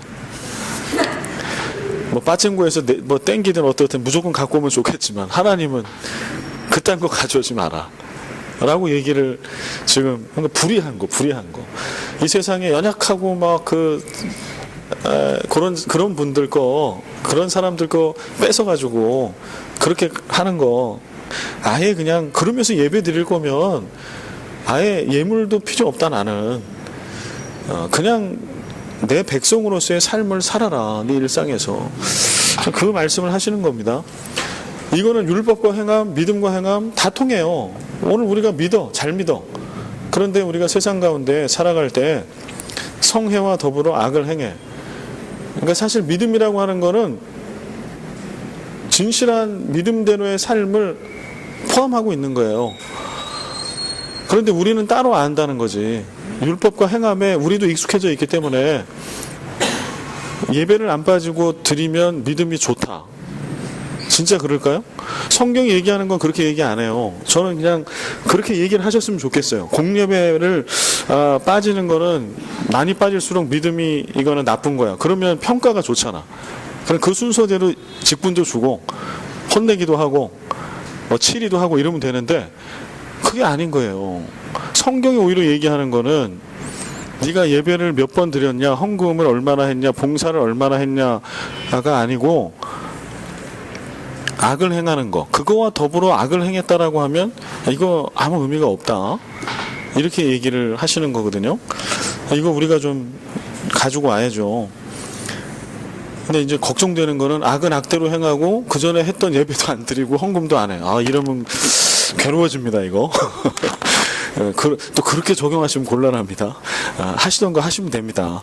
그러나 이제 더 거룩하게 가야죠. 우리의 본래 하나님께서 지금 말씀하시고자 하는 그 진심을 우리가 좀 알을 필요가 있다는 거예요. 마태복음 3장 7절 10절 쭉 가면 8절에 그러므로 회개에 합당한 열매를 맺고, 여기 요한이 이제 얘기해요. 요한이 많은 바리새인들과 사두개인들이 세례 베푸는 데로 오는 걸 보고서 이르되 독사의 자식들아 누가 너희를 가르쳐 임박한 진노를 피하라 하더냐. 그러므로 회개에 합당한 열매를 맺고 속으로 아브라함이 우리 조상이라고 생각하지 말라. 내가 너희에게 이르노니 하나님이 능히 이 돌들로도 아브라함의 자손이 되게 하시리라. 이미 도끼가 나무 뿌리에 놓였으니 좋은 열매를 맺지 아니하는 나무마다 찍혀 불에 던져지리라. 이거 세례 요한이 누구한테? 바리새인들과 사두개인.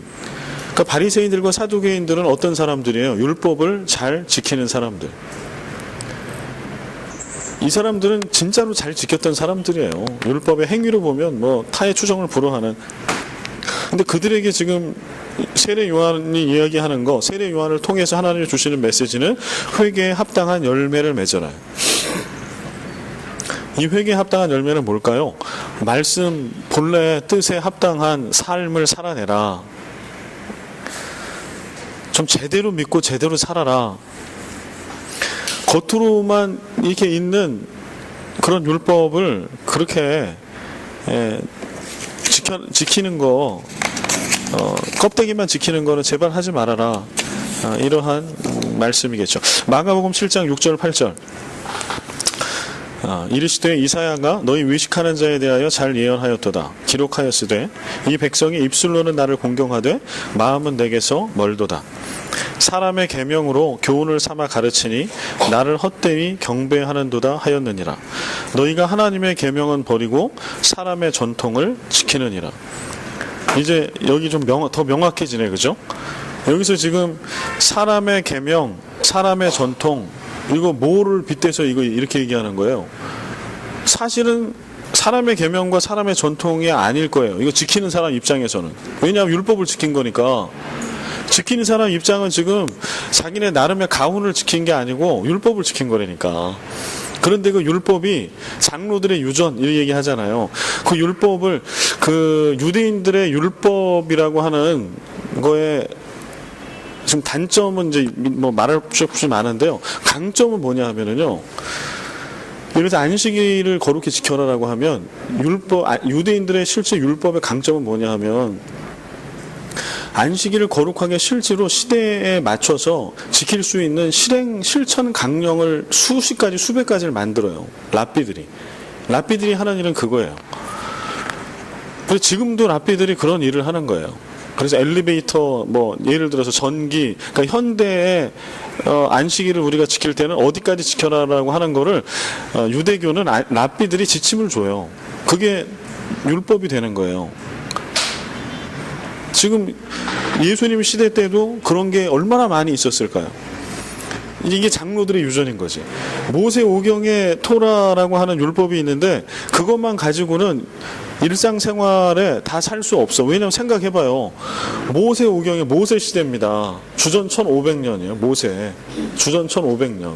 지금 예수님 시대니까 1500년 전에 주셨던 거를 가지고 내가 1500년 후에 적용해야 돼. 그러니까 우리로 따지면 우리가 지금 2000 하면 하여튼 500년, 5, 600년이면 임진왜란 이때 언제 아니구나. 임진왜란 아니지. 500년 하여튼 언제예요? 그 시대가. 한국사로 500년이면 삼국시대인가? 죄송합니다. 이거 녹취록에서 지워야 되겠네.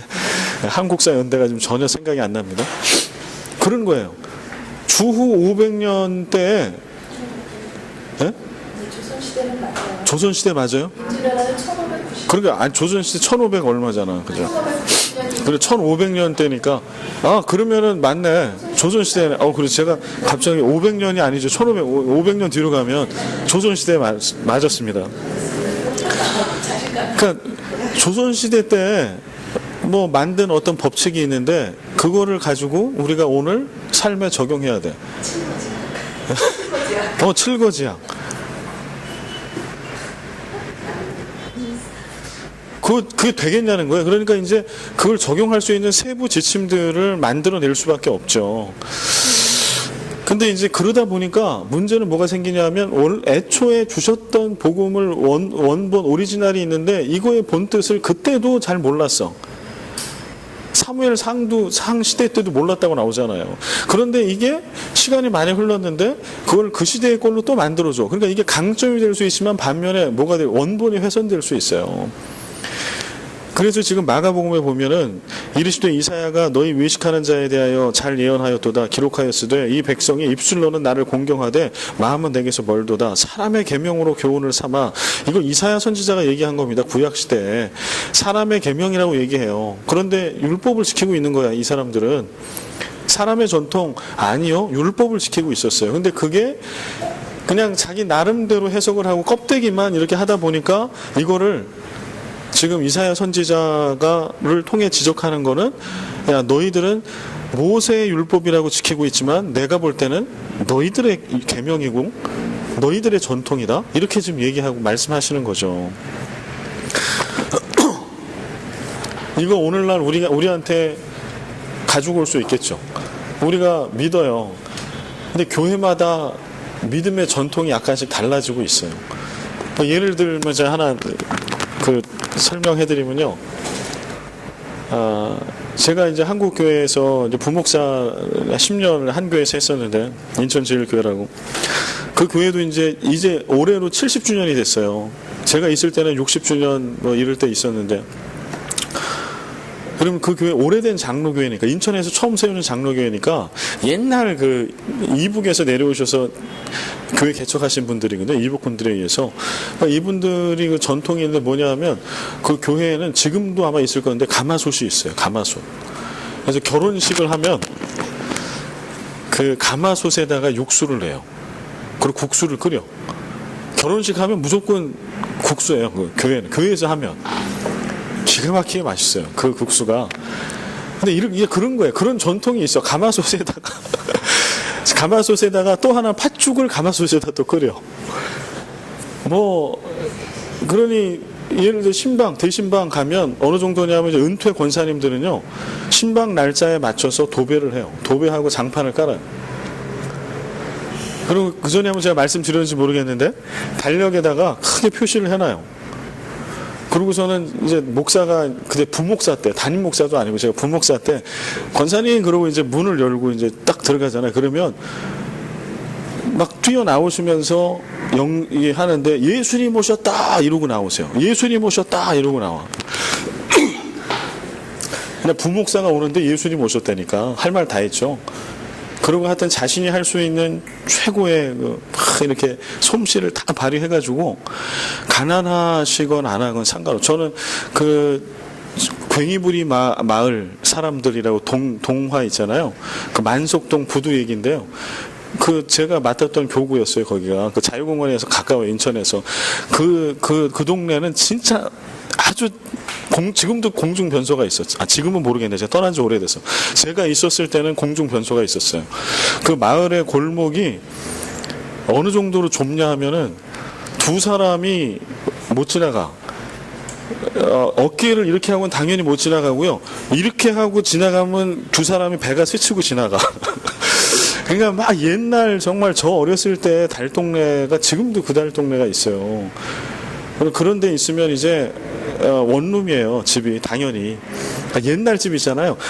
요만한 쪽문 열고 딱 들어가면 여기가 세면실, 목욕탕, 뭐 주방 다 돼 있는 거 딱 들어가면 그 재래식 물 있고, 그리고 여기가 요만큼 이렇게 딱 돼 있고 이쪽에 문이 여기 하나 있으면 그거 딱 넘어가면 이게 방 끝. 몇 평 될래나 그게.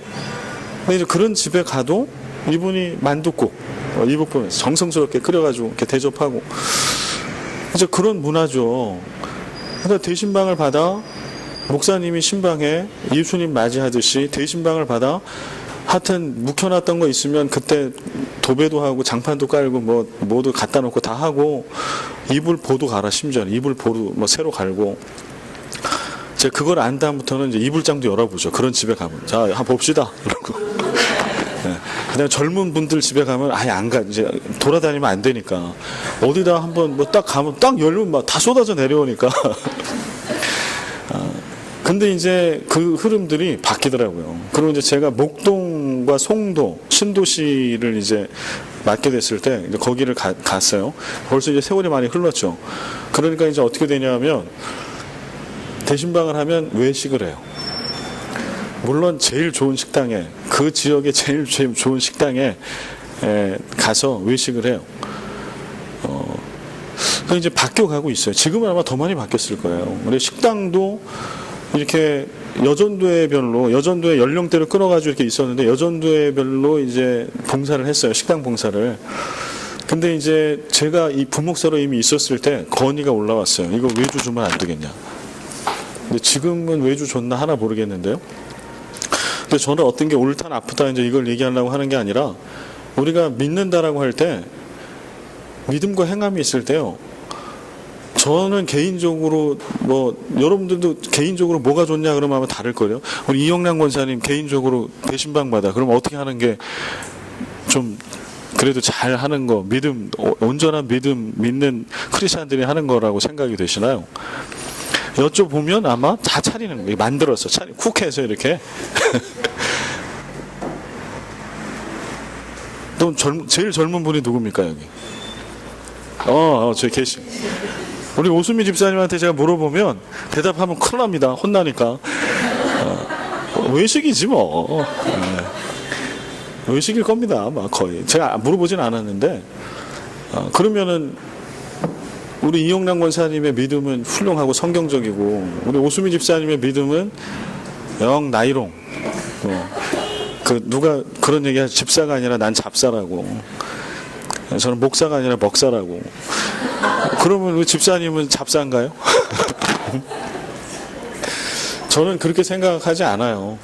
다만 그냥 목사가 됐든 누가 됐든 간에 성도가 됐든 가난한 나그네가 됐든 정성스럽게 한 끼 식사를 대접하는 거 이런 거는 올해 좀 좋은 전통으로 가면 좋겠다는 거는 갖고 있어요.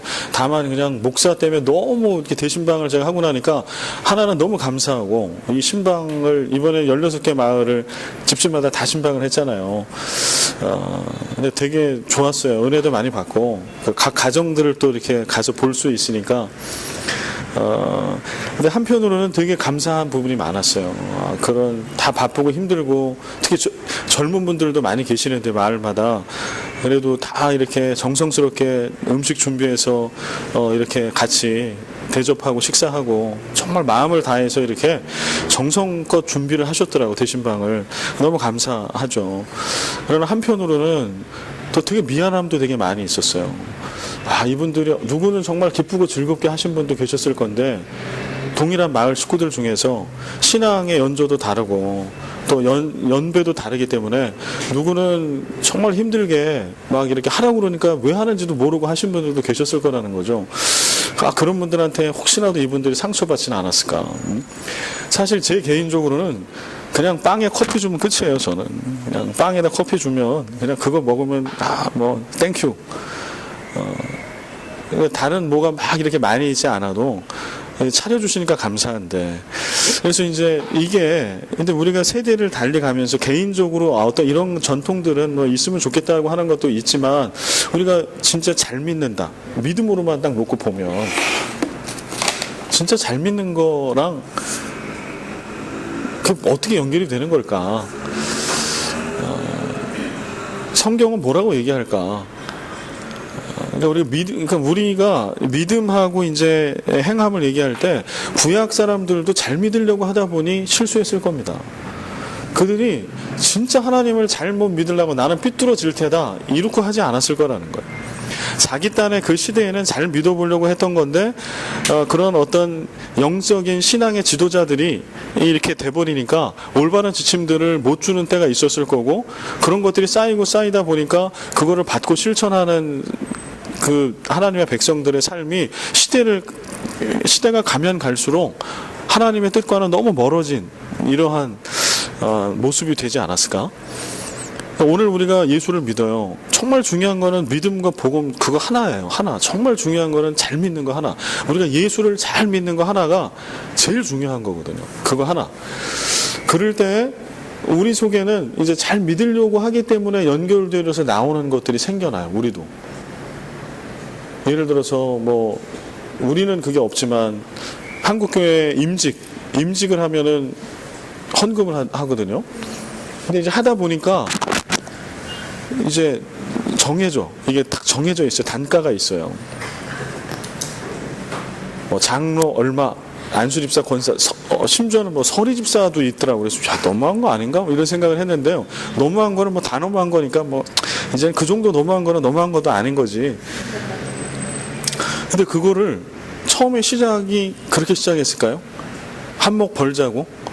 그래서 직분자 받으면 그때는 꼼짝 못할 때니까 안수 받기 전에 어떻게 등 쳐갖고 좀 뺏어볼까? 이러고 시작했을까? 그렇게 시작 안 했을 겁니다. 처음에 시작은 항존직은 평생 한 번 받는 건데 어차피 할 거라는 거죠. 헌금을 이분들이. 옛날에 우리 신앙은 그렇잖아요. 임직이 아니라 뭐 조그만 거 하나도 감사합니다 뭐 이러고 있을 텐데, 그러니까 처음에 시작은 그렇게 시작했을 거예요.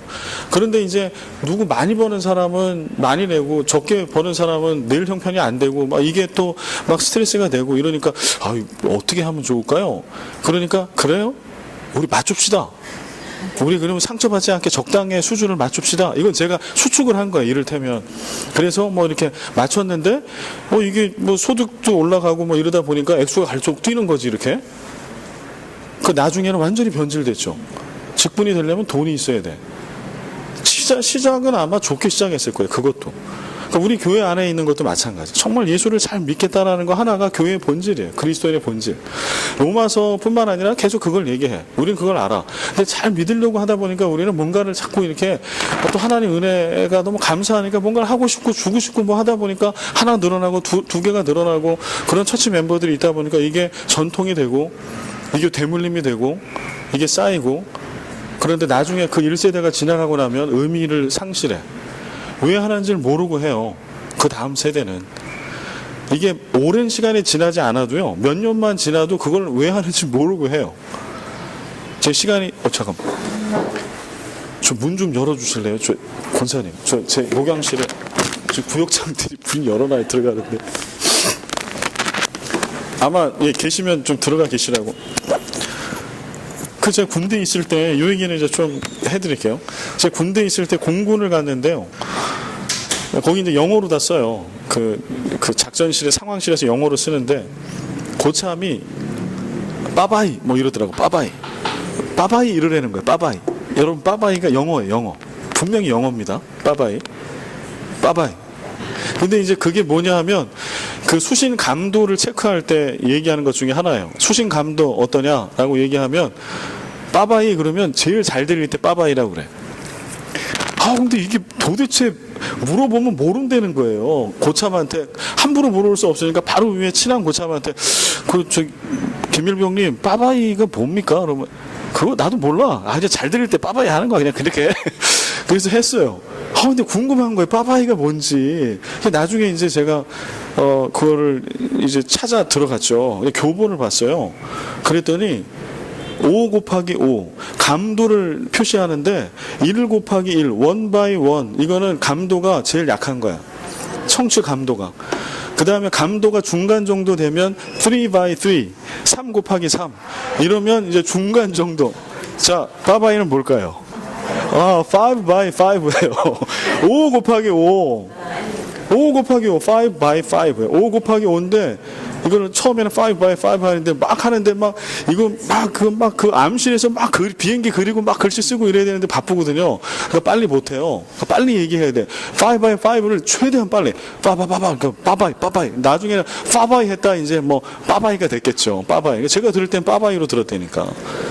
애초에는 5 by 5예요. 근데 이게 나중에는 빠바이인데 왜 빠바이인지 모르고 빠바이를 하고 있더라고. 재미나죠? 근데 이게 우리 믿음도 그런 게 참 많아요. 그러니까 우리 안에 처음에 정말 좋게 시작하는 거예요. 잘 믿으려고. 근데 나중에 그렇게 많은 몇십 년이 흐르지 않아도 우리 가운데 그것이 사람의 전통이 되고 사람의 계명이 될 수 있어요. 근데 이게 그렇게 되더라도 신앙에 좋은 의미가 전수되면 괜찮아. 그러니까 우리는 그걸 신경 써야죠. 다음 세대. 이거를 왜 하는지에 대한 의미를 자꾸 전수해 줄 필요가 있어요. 그래야 그 겉으로 되는 이게 바뀔지라도 의미는 살려갈 수 있는데 나중에 지나고 나면 의미는 뭔지 모르는데 그 껍데기만 남아있어요. 왜냐하면 자꾸 하라고 하니까 하긴 해. 왜 하는지를 몰라. 그래서 이게 믿음과 행함도 우리가 지금 예수 믿는 이때에도 지금 바울이 얘기하는 이것이요. 율법과 행함, 믿음과 행함의 관계가 이거는 너무 뼛속같이 우리 가운데 있다라고 하는 거예요. 그래서 이거는 우리 안에 이걸 잘 살펴볼 필요가 있습니다. 그리고 우리의 신앙생활 가운데 우리가 그 정신과 본질을 정말 잘 살려가고 있나. 그리고 여러분들이 하고 있는 것 중에서 그걸 잘 살려가고 있는지 살려가게 해야 돼. 하고 있는 게 좋은 게 있다면 그 다음에 그게 예수 잘 믿는 것과 그렇게 관계가 없으면 그거는 안 해도 괜찮아요. 바꿔가도 괜찮아. 그런데 이거를 잘 살려갈 수 있는 좋은 전통이야. 그러면 살려가되 의미를 전수해 줘야 돼. 그 왜 성경 안에서 우리는 이것을 이런 의미로 하고 있습니다. 그래서 이 자체를 하는 거를 전수해 주는 게 아니고 그걸 하고 있는 본래의 의미와 목적을 신앙 안에서 자꾸 설명해 줘야 돼. 제가 이제 3대 담임 목사로 좀 와서 이제 벌써 은퇴하시는 분들이 생겨나고 있잖아요. 1세대들이. 저는 마음이 그런 면에서 급한 거는 뭐냐, 뭘 많이 새롭게 하고자 하는 거에 급한 건 하나도 없어요. 그런데 어떤 마음이 급한 게 있냐면 1세대들께서 교회를 개척하시고 여기까지 오시면서 하셨던 좋은 것들이 많이 있어요. 그런데 이제 제 경험으로는 이분들이 이제 은퇴를 5년, 10년 안에 많이 하실 거거든요. 그렇게 되면 나중에 뭔가는 남아는 있어요. 그런데 문제는 이 의미를 모르고 하게 될 가능성이 아주 많아요. 우리가 지금 20주년이 코앞에 있잖아요. 20주년이면 충분히 그럴 수 있어요. 이미 우리 안에 하고 있는 것 중에서도 벌써 장로님들마다 약간씩 얘기가 다른 게 있더라고. 몰라서 물어보니까 해석이 다른 거예요. 그거는 이런 것 때문에 했습니다. 이 B라는 분은 이것 때문에 했습니다. 그러니까 벌써 한 18년, 19년이 되니까 이런 갭이 생기거든요. 그래서 제가 지금 마음이 좀 급한 건 뭐냐면 그런 좋은 전통이 있을 때 그 본래 어떤 의미를 가지고 이런 것들을 우리가 해오고 있고 하고 있는지에 대한 것들이 잘 좀 전달되고 이게 이어졌으면 좋겠다라고 하는 그런 생각이 있습니다. 여기까지.